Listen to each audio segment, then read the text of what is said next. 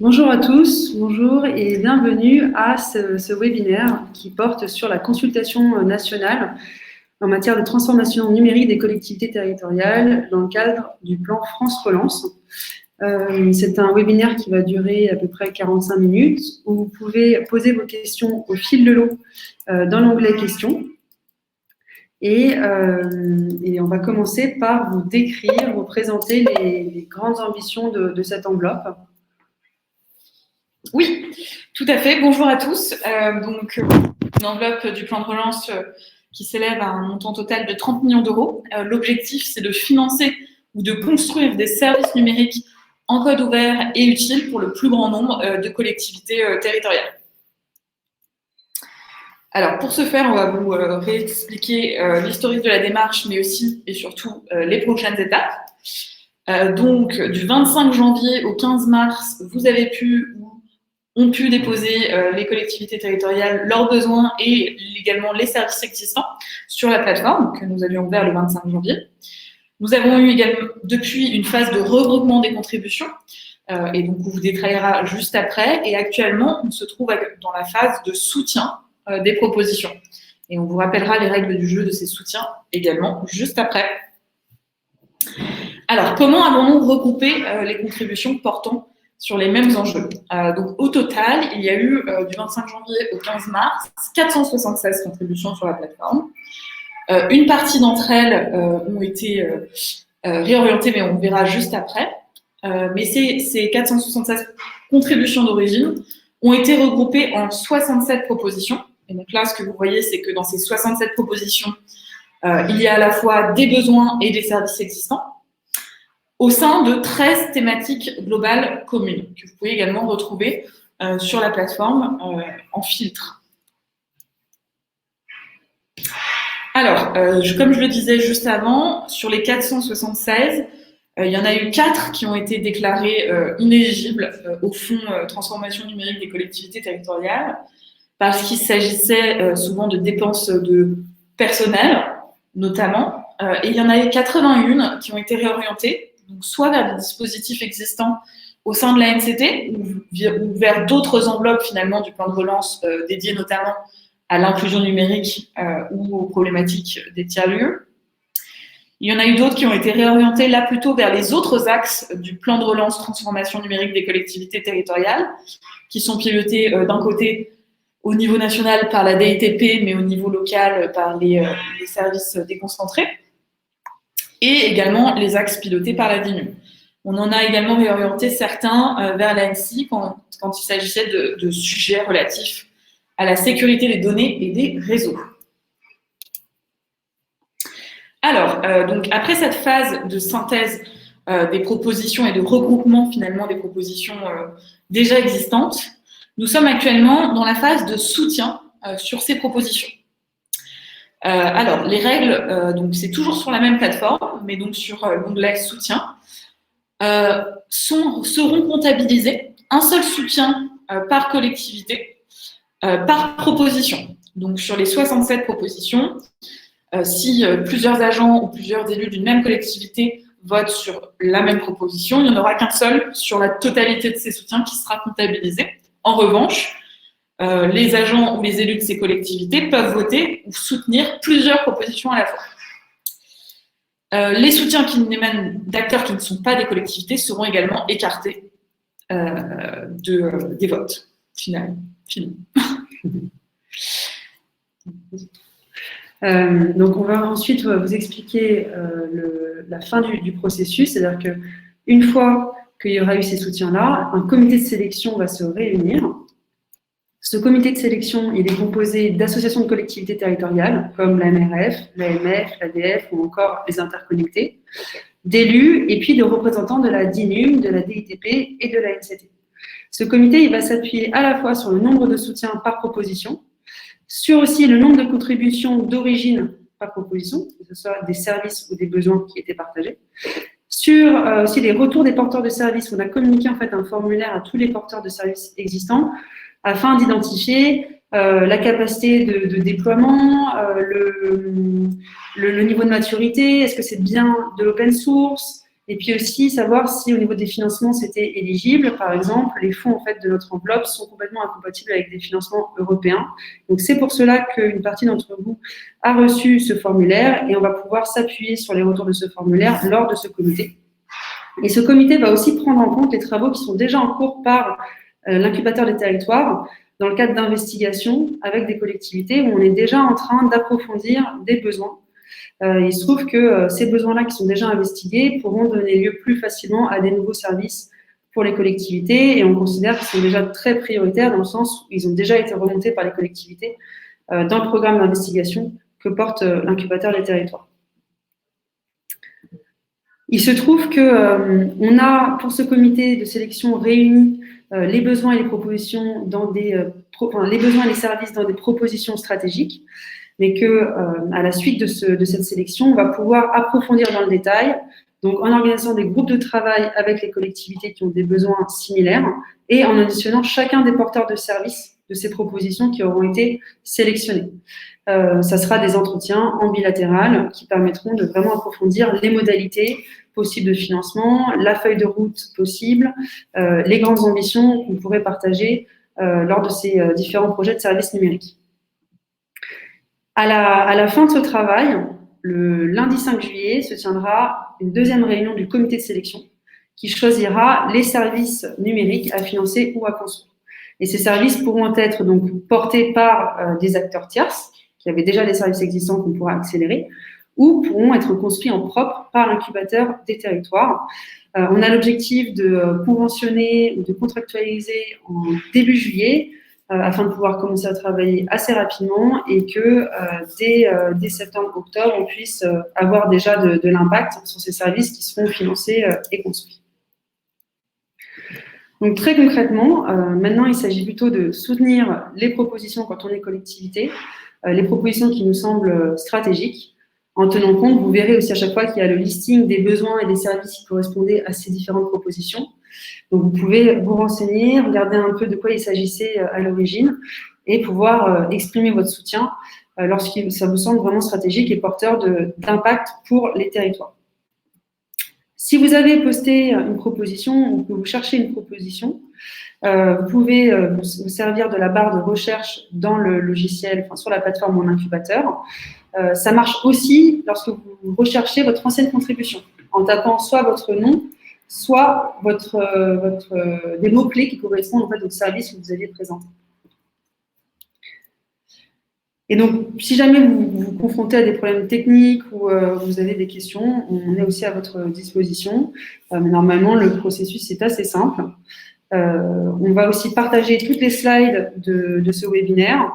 Vous aurez la rediffusion de ce webinaire. On a aussi fait une FAQ dont on va vous communiquer le lien et qui est disponible sur la plateforme Mon Incubateur. On a eu beaucoup de questions lors de notre dernier webinaire, ce qui nous a permis aussi d'affiner un peu la méthode et d'amener plus de clarté. Donc, encore une fois, merci pour votre participation et pour toutes ces questions qui nous aident à nous améliorer. Il est donc 14h10, c'est génial, on a beaucoup de temps maintenant pour les questions et réponses. N'hésitez pas, donc c'est dans l'onglet questions. Est-ce qu'on en a déjà? Alors, tous les porteurs de projets seront-ils auditionnés ou bien ce sera un seul par proposition? Alors, en l'occurrence, donc, comme le disait Marine, sur les 67 propositions, ils vont être retenus une dizaine de propositions. Et sur cette dizaine de propositions retenues lors du premier comité de sélection, nous auditionnerons l'ensemble des services et des porteurs de services plutôt existants. Donc, ce sera bien l'intégralité des porteurs de projets qui seront auditionnés d'un côté, donc pour les services qui existent déjà. Et s'il s'agissait plutôt d'un besoin, alors nous organiserons des groupes de travail où seront réunis toutes les personnes, tous les contributeurs qui ont exprimé un besoin sur le sujet. Alors,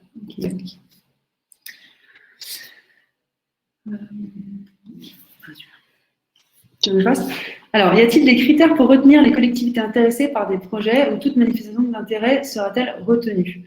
Donc, pour les groupes de travail, ça sera très ouvert. Toute collectivité qui s'intéresse au projet pourra participer et donc devenir de fait territoire référent. On va trouver des formats en fait d'ateliers qui permettront un maximum d'affiner l'analyse des besoins et ça nous permettra en parallèle de comparer cela avec les résultats des auditions des porteurs de services. Alors, comment devenir territoire d'expérimentation?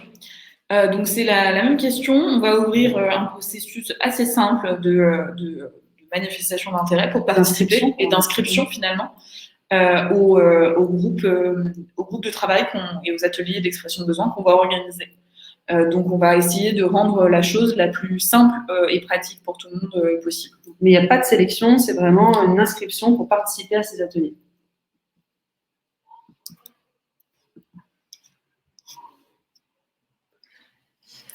Alors, bonjour, j'ai malheureusement raté l'appel à projet, je ne trouve pas mon idée dans celle déjà proposée.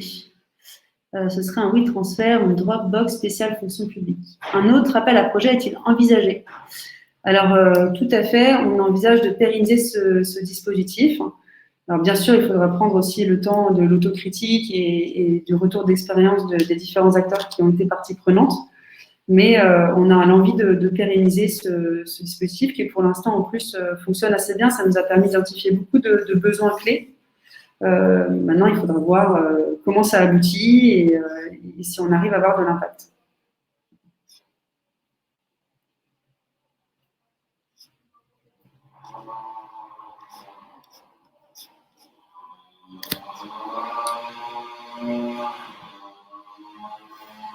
Alors, on a moins de questions que les fois d'avant. Est-ce que c'est parce que notre présentation s'est améliorée ou parce qu'on a ce lien vers la FAQ que tu viens de communiquer, Bérangère? Je ne sais pas.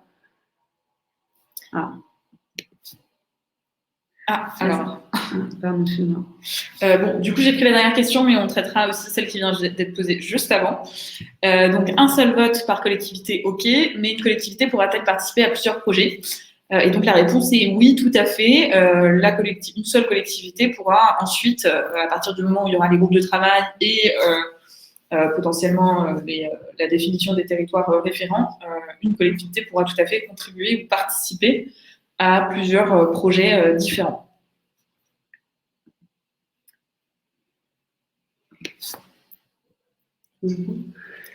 Les propositions ont déjà été lancées, mais si nous disposons d'un service numérique public déjà fonctionnel et qui a un intérêt pour les CT, peut-on vous le soumettre? Alors là, pour nous, le mieux, c'est qu'on puisse déjà traiter les services qui ont été déposés, mais on va refaire une vague assez prochainement.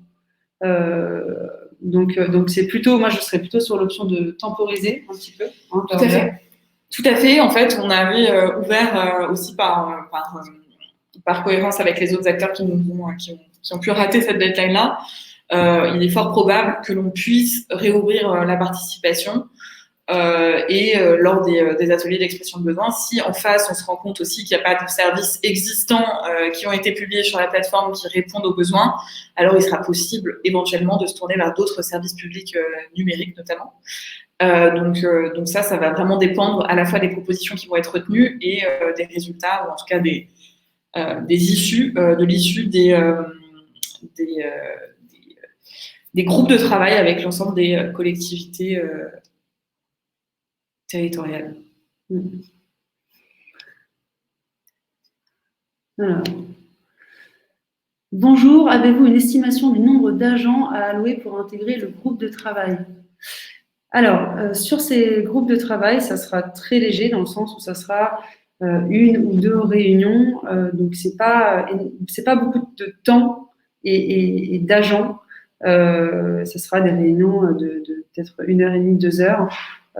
Pour l'instant, on ne parle pas de. Peut-être que cette question se posera plus lorsqu'il s'agira, par exemple, de collectivités qui ont déjà développé en propre et où là, on va devoir établir une modalité de collaboration où il y aura du temps homme à valoriser côté collectivité et peut-être du temps homme côté incubateur pour développer le service. Mais à l'échelle des groupes de travail, c'est plutôt en fonction aussi du nombre de services que vous voulez, enfin de sujets qui vous intéressent. Mais ça sera vraiment à la hauteur de 1 ou 2 réunions, pas plus, en tout cas sur cette phase-là. Alors, sur quels critères les 10 premiers projets seront-ils retenus pour examen par le premier comité? Quel est le calendrier des comités de sélection? Que deviennent les autres projets non examinés au premier comité? Comment serons-nous informés des résultats des différents comités? Donc là, vous retrouvez sur la slide qui s'affiche sur votre écran que donc, le premier comité aura lieu le 3 mai, le second aura lieu le 5 juillet. C'est ça. Et que le premier comité va s'appuyer sur à la fois le nombre de soutiens par proposition, les contributions d'origine, les retours des porteurs de services au formulaire qu'on a diffusé qui nous permettent de savoir si la solution est rapidement à impact, déployable et mature pour les collectivités. Sur ces porteurs de services, là, on parle déjà de services ou de logiciels qui est déjà développé, qui est déjà potentiellement même utilisé sur un territoire ou plusieurs territoires. C'est-à-dire que s'il s'agit d'un projet de développement ou d'une idée de service, à ce stade, nous n'avons pas demandé d'informations complémentaires aux porteurs de projet, puisque là, on s'adresse vraiment aux services déjà développés. Et pardon, je t'ai coupé, Marine. Et ça reposera aussi sur le nombre de besoins qui ont pu être investigués par ailleurs et sur d'autres sujets par l'incubateur des territoires. Après, ce qui va surtout être retenu, ça va être le niveau de maturité des propositions et puis le nombre de soutiens, évidemment, qui ont été déposés sur la plateforme. Et pour les résultats, pardon, j'ai loupé la dernière question. Nous communiquerons et seront communiqués sur la plateforme en elle-même l'ensemble des 10 projets qui seront, la dizaine de projets qui seront retenus par le comité de sélection. Et par mailing aussi à toutes les personnes qui ont contribué ou qui ont soutenu sur la plateforme. Bonjour, serait-il possible de recevoir par mail une extraction, par exemple sous Excel, de la liste des 67 propositions et 391 idées d'origine de manière à faciliter notre analyse en interne et définir nos soutiens? C'est intéressant. C'est intéressant et c'est quelque chose qu'on pourrait tout à fait mettre en ligne sur la plateforme au moment où on arrive sur les soutiens. Comme ça, il y aura le lien il y aura l'intitulé des 67 propositions et le lien vers ces 67 propositions. Parce que c'est sur ces finalement 67, sur chacune des 67 propositions, à chaque fois, il y aura le lien vers les 391 idées d'origine. Donc ça peut être tout à fait envisageable qu'on puisse mettre ça en ligne sur la plateforme pour faciliter le dépôt des soutiens, même si ce dépôt de soutien, malheureusement, se fera uniquement sur la plateforme. Est-ce que... J'arrive pas à l'activer, voilà, super. Bonjour, j'ai cru comprendre que vous aviez parlé au début de la présentation de formulaires envoyés aux collectivités proposant des projets. Est-ce bien le cas? Si oui, par quel canal avez-vous transmis ce formulaire? Alors, ce formulaire, il a été transmis à tous les acteurs qui avaient déjà des services existants. Donc, ça peut être des collectivités, mais ça peut être aussi des associations ou des entreprises. Et on l'a communiqué donc, par mail. Donc, s'il y a une erreur, faites-nous signe. Mais normalement, il n'y en a pas. Et c'est à travers les adresses mail des contributeurs sur la plateforme qu'on a pu opérer cet envoi.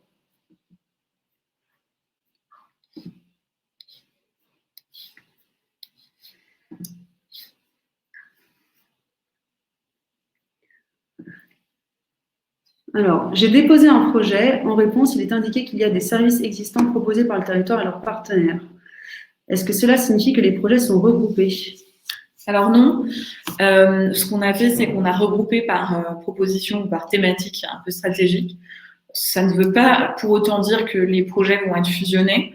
C'est l'étape des groupes de travail et l'audition des porteurs de services existants qui vont nous permettre de voir dans quelle mesure déjà, les services existants sont déployables, peuvent être déployables sur d'autres territoires, etc. Mais aussi dans quelle mesure ces services existants répondent aux besoins et aux problématiques des collectivités territoriales qui participeront au groupe de travail sur chacune de ces propositions. Donc, il n'y aura pas nécessairement de regroupement de projets au sein des 67 propositions.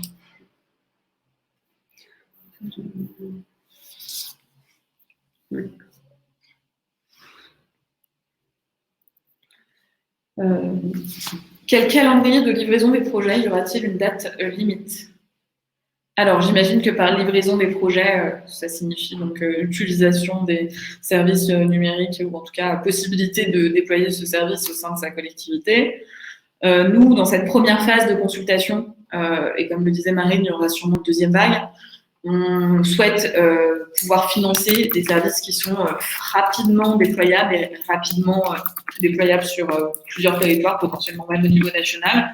Donc, on espère, et c'est aussi sur cette base-là que le comité de sélection va se positionner au mois de mai, puis au mois de juillet surtout, sur la sélection de services numériques qui sont déjà très, en tout cas facilement déployables sur d'autres territoires.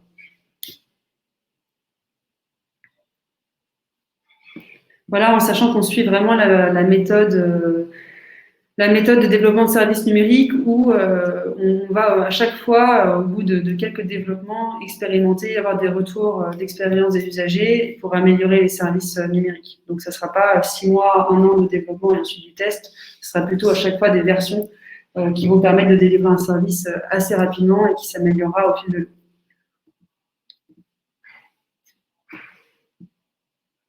Alors, il se semblerait que des offres concurrentes se retrouvent dans la même proposition. Comment vont être ventilés les fonds à l'intérieur de ces propositions?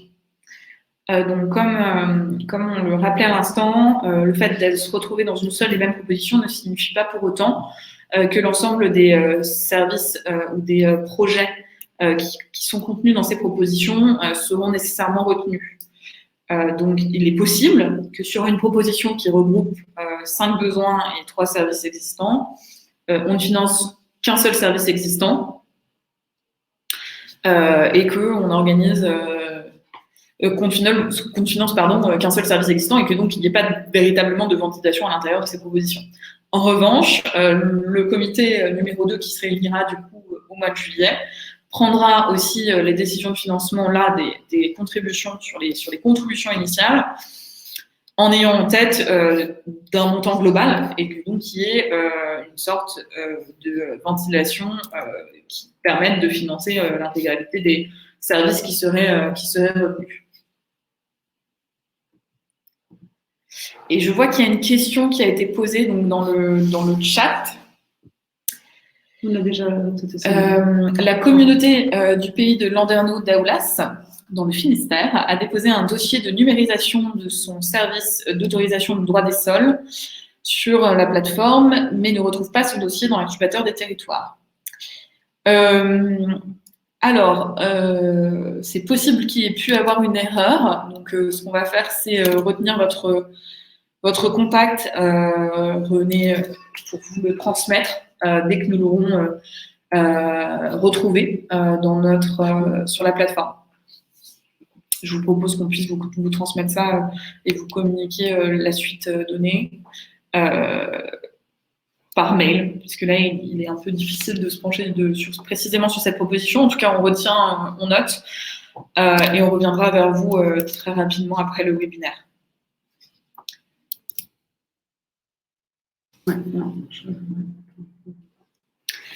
Avez-vous déjà eu un ou des contacts avec un interlocuteur de Pôle emploi en tant que partenaire pour les propositions relatives à l'emploi et ou le partage de données aux collectivités territoriales?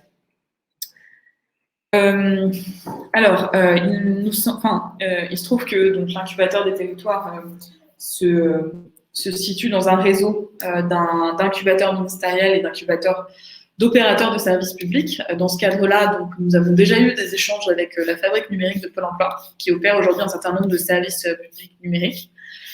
Donc, via ce biais-là, et en tant que partenaire et membre du même réseau, nous avons pu échanger avec des interlocuteurs, notamment sur certains services en particulier. Après, je ne sais pas s'il y a eu des échanges spécifiques sur le partage de données aux collectivités territoriales, il ne me semble pas, mais en tout cas, oui, nous avons déjà échangé sur certains services numériques portés et développés par Pôle emploi. Alors, comment pourrons-nous suivre le développement des différents services? J'entendais parler d'open source au départ. Le code sera-t-il public tout au long du développement? Oui, tout à fait. Le code sera public tout au long du développement. Comment vous pourrez suivre ce développement-là? Eh bien, c'est une très bonne question. Donc, nous avons un site internet, mais nous sommes en train de plancher sur une version qui nous permettra d'accéder en fait tout au long du processus à des informations concernant ces services-là. l'objectif, c'est de faciliter l'accès des collectivités aux services qui sont financés par des deniers publics. Ouais. Et effectivement, il est fort possible que le code sera public tout au long du développement. Alors, tout dépend aussi du niveau de maturité du service, mais en tout cas, c'est la volonté souhaitée de l'utilisation de ces fonds relance.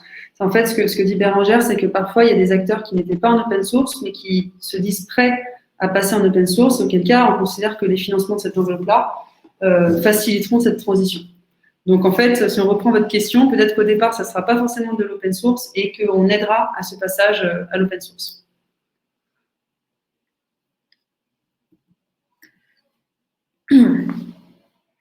Alors, bonjour, je n'ai pas pu assister au début de la réunion. Pouvez-vous revenir sur le sujet des soutiens à obtenir? Donc, on va revenir sur la slide des soutiens. Alors, je vais terminer de répondre pour que vous puissiez voir la réponse. Voir la slide, pardon. Donc, la règle des soutiens, c'est qu'il y ait un seul soutien. Donc, sur la plateforme mon.incubateur.nct.gouv.fr, vous allez voir sur l'onglet « Soutenir une proposition ». L'objectif, c'est qu'il n'y ait qu'un seul soutien par collectivité, par proposition. En revanche, il peut y avoir plusieurs soutiens d'une même collectivité sur plusieurs propositions différentes.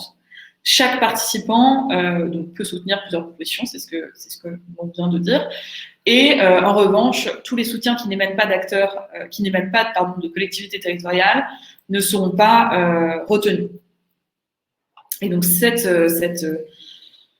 période de soutien s'étale donc du 1er avril au 30 avril 2021. Et on va, et donc ça fait référence à une question qui a déjà été posée. On va faire en sorte aussi de pouvoir publier sous un format potentiellement plus exploitable pour les collectivités territoriales l'intégralité des 67 propositions en mettant bien le lien vers les 391 propositions qui ont donné naissance à ces 67 propositions. Alors, pouvez-vous préciser comment seront déployés les services retenus? Le contributeur n'a pas forcément la capacité à fournir le service à un grand nombre de collectivités. Alors, effectivement, c'est un enjeu qu'on a identifié, notamment lorsque les services existants sont portés par une seule collectivité territoriale. Elle n'a pas forcément vocation ou la capacité à fournir le service à un plus grand nombre de collectivités. Donc là, il y a plusieurs scénarios qui sont envisagés. Soit qu'on puisse, en tant que partenaire, jouer ce rôle de déploiement au niveau national, soit qu'on puisse solliciter des acteurs partenaires pour pouvoir porter ce déploiement sur un plus grand nombre de territoires. Auquel cas, on pourrait par exemple financer le développement de fonctionnalités pour la collectivité qui portait ce service à l'origine. Et nous, prendre en charge la partie déploiement en propre. Alors, bonjour. Pouvez-vous nous communiquer les prérequis pour qu'une collectivité puisse se déclarer comme territoire référent?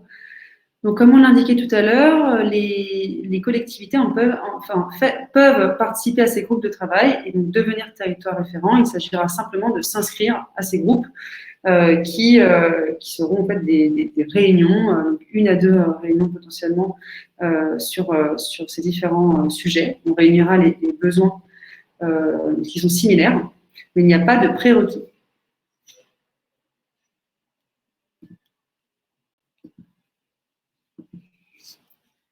A-t-on une idée sur les modalités de financement d'un service retenu? Alors aujourd'hui, il y a plusieurs scénarios. En fait, tout dépend du porteur de service et de la nature du porteur de service retenu.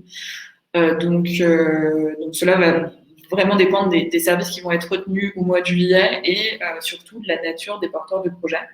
Et donc, c'est aussi pour ça qu'on organise en parallèle des groupes de travail avec les collectivités territoriales, des auditions spécifiques avec chacun des porteurs de services retenus pour justement pouvoir avoir une visibilité lors du comité du 5 juillet sur les modalités précises pour chacun de ces services et aussi prendre la décision éclairée au regard de ces informations-là qui sont forcément assez importantes puisque c'est des modalités ensuite opérationnelles de financement.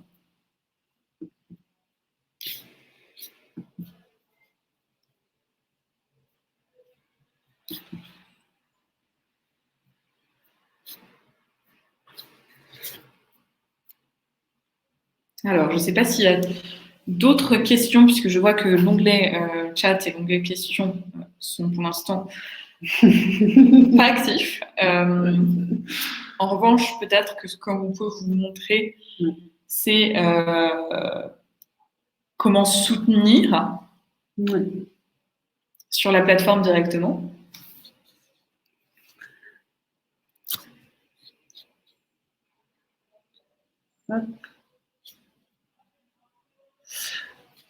Donc, quand vous arrivez sur la plateforme Mon Incubateur, vous voyez que sur le deuxième onglet, on vous propose de soutenir des propositions.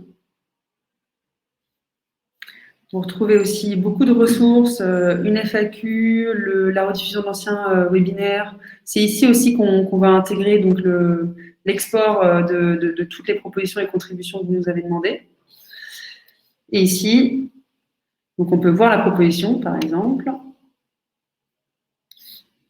On a une petite présentation et le listing de ce qui a amené à cette proposition, autant en termes de services que de besoins, quand il y en a. Là, pour le coup, il n'y avait que des services.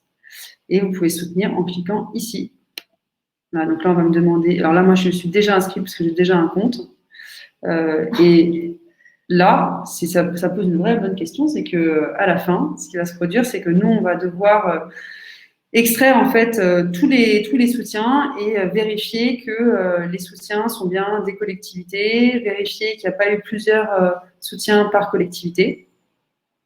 Et vous pouvez aussi suivre la proposition pour être tenu au courant des évolutions de soutien sur cette proposition-là. Mais c'est bien le premier bouton que présentait Marine, là, soutenir, qui maintenant apparaît en soutenu, qui fera foi pour le décompte des soutiens en vue du comité du 3 mai. Et après, vous avez tout l'historique. Donc, si je vais dans l'onglet « Besoins partagés » en étape 1, je peux retrouver donc l'explication de la démarche et toutes les contributions. Par exemple, tiens, Thomas, avec l'explication et la redirection vers la proposition où ça a été intégré. Voilà, ça nous amène vers la nouvelle proposition. Alors, est-ce qu'on a loupé des nouvelles questions? Non. Eh bien, écoutez, ce qu'on vous propose, c'est de vous faire un retour avec ce nouvel export. Oui, de faire un retour également à René Ledroff sur la proposition publiée par la communauté du pays de Lander Vitalpass. Est-ce que vous pouvez nous communiquer votre email pour qu'on puisse... Je pense qu'on pourra le retrouver. Ouais. J'ai déjà fait une petite recherche, j'ai pas eu l'impression. Si, blanc. Ah oui, là, oui, c'est vrai, tout à fait. On l'a grâce à Lector. Très bien, très bien. OK. Eh bien, on vous souhaite une très belle fin de journée. Oui, je crois que dans l'onglet questions, il y a une nouvelle question. Anthony Papillon, comment ferez-vous pour savoir à qui appartient à quelle collectivité? Alors, il se trouve que dans pardon, excusez-moi.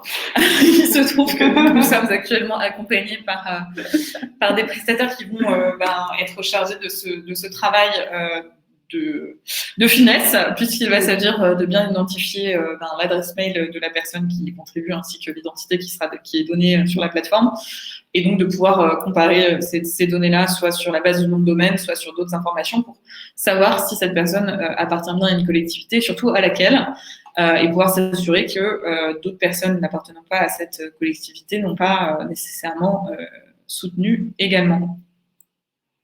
D'ailleurs, c'est l'information qu'on pourra communiquer au comité de sélection. C'est tout à fait l'information qu'on pourra communiquer au comité de sélection. Je ne reçois jamais le mail pour confirmer mon adresse mail. Pourriez-vous me donner une adresse mail ou vous contacter pour ce problème technique? Oui, alors je vous envoie l'adresse mail où vous pouvez nous contacter pour les problèmes techniques. Je la poste tout de suite en réponse.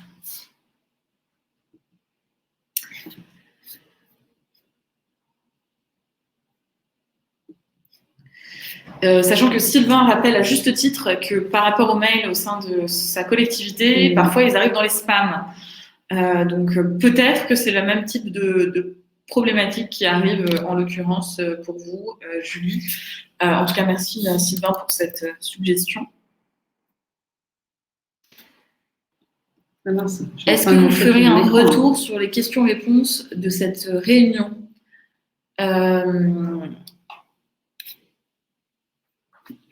Alors, a priori, oui, on pourra faire un retour à l'écrit sur les questions-réponses de cette réunion, et notamment rappeler toutes les données qui ont pu être partagées, enfin toutes les données, ou en tout cas toutes les réponses qui ont pu être partagées lors de ce webinaire à l'ensemble des participants, ou des inscrits même. Sachant que il est fort probable que ce webinaire, tout comme le premier, où je vous invite aussi à potentiellement regarder le replay, puisqu'il y avait eu énormément de questions, qui nous ont permis notamment d'élaborer la foire aux questions. Donc n'hésitez pas aussi à consulter la foire aux questions et potentiellement le premier webinaire.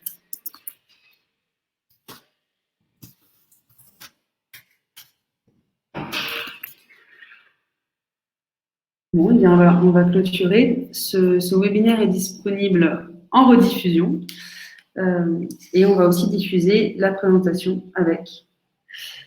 On vous souhaite une très bonne fin de journée et un très beau week-end. Et merci pour vos suggestions sur les signatures. Ouais, merci.